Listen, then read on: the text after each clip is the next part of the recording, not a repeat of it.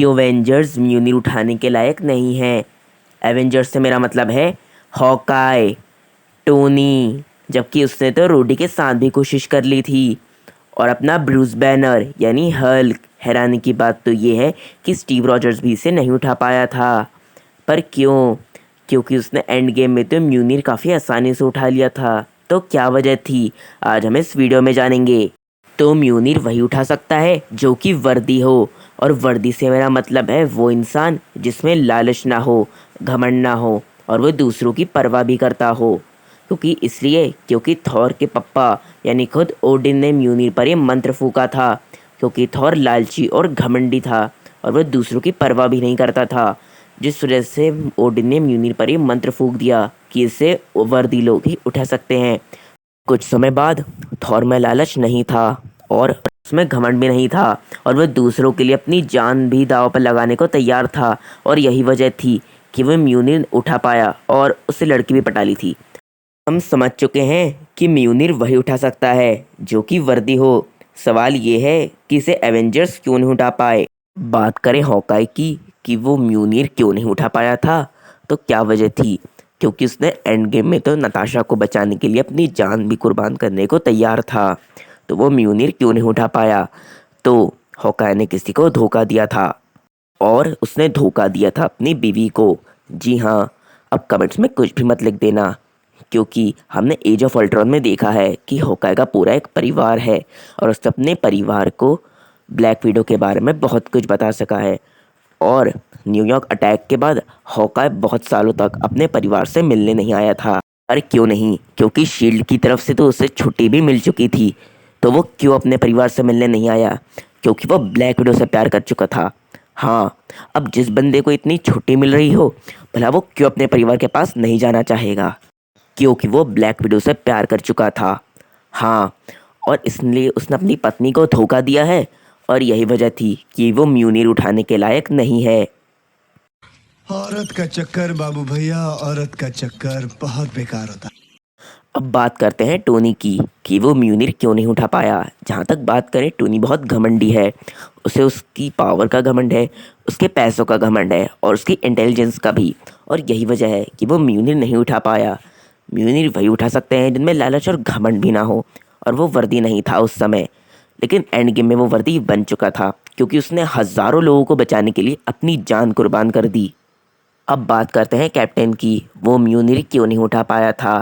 क्योंकि उसने end game में तो म्यूनिर काफ़ी आसानी से उठा लिया था और जब उसने उठाया तो थॉर बोलता है वो जानता था, यानी थॉर जानता था कि कैप म्यूनिर उठा सकता है।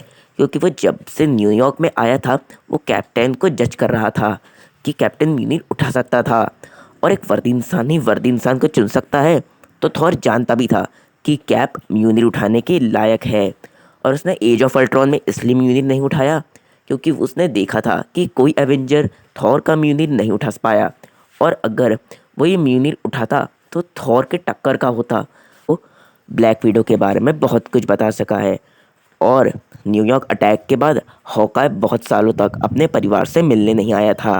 अरे क्यों नहीं, क्योंकि शील्ड की तरफ से तो उसे छुट्टी भी मिल चुकी थी। तो वो क्यों अपने परिवार से मिलने नहीं आया? क्योंकि वो ब्लैक विडो से प्यार कर चुका था। हाँ, अब जिस बंदे को इतनी छुट्टी मिल रही हो, भला वो क्यों अपने परिवार के पास नहीं जाना चाहेगा? क्योंकि वो ब्लैक विडो से प्यार कर चुका था। हाँ, और इसलिए उसने अपनी पत्नी को धोखा दिया है और यही वजह थी कि वो म्यूनिर उठाने के लायक नहीं है। औरत का चक्कर बाबू भैया, औरत का चक्कर बहुत बेकार होता है। अब बात करते हैं टोनी की कि वो म्यूनिर क्यों नहीं उठा पाया। जहाँ तक बात करें, टोनी बहुत घमंडी है। उसे उसकी पावर का घमंड है, उसके पैसों का घमंड है और उसकी इंटेलिजेंस का भी। और यही वजह है कि वो म्यूनिर नहीं उठा पाया। म्यूनिर वही उठा सकते हैं जिनमें लालच और घमंड भी ना हो। और वो वर्दी नहीं था उस समय, लेकिन एंड गेम में वो वर्दी बन चुका था क्योंकि उसने हज़ारों लोगों को बचाने के लिए अपनी जान कुर्बान कर दी। अब बात करते हैं कैप्टन की, वो म्यूनिर क्यों नहीं उठा पाया था। क्योंकि उसने एंड गेम में तो म्यूनिर काफ़ी आसानी से उठा लिया था और जब उसने उठाया तो थॉर बोलता है वो जानता था, यानी थॉर जानता था कि कैप म्यूनिर उठा सकता है। क्योंकि वो जब से न्यूयॉर्क में आया था वो कैप्टन को जज कर रहा था कि कैप्टन म्यूनिर उठा सकता था और एक वर्दी इंसान ही वर्दी इंसान को चुन सकता है। तो थॉर जानता भी था कि कैप म्यूनिर उठाने के लायक है और उसने एज ऑफ अल्ट्रॉन में इसलिए म्यूनिर नहीं उठाया क्योंकि उसने देखा था कि कोई एवेंजर थॉर का म्यूनिर नहीं उठा पाया, और अगर वो ये म्यूनिर उठाता तो थॉर के टक्कर का होता, और जिस वजह से थॉर को इंसल्ट लाइक फील होता, और यही वजह थी कि वो म्यूनिर नहीं उठा सकता। अब बात करते हैं विजन की कि वो म्यूनिर कैसे उठा पाया।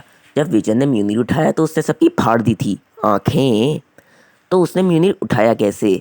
तो एज ऑफ अल्ट्रॉन के लास्ट में एवेंजर्स बात कर रहे थे कि वो विजन को माइंड स्टोन रखने दें या नहीं, क्योंकि एवेंजर्स इतने बेवकूफ़ तो है नहीं कि ऐसे ही किसी ऐरे गैरे को माइंड स्टोन जैसा पावरफुल वेपन रखने दें।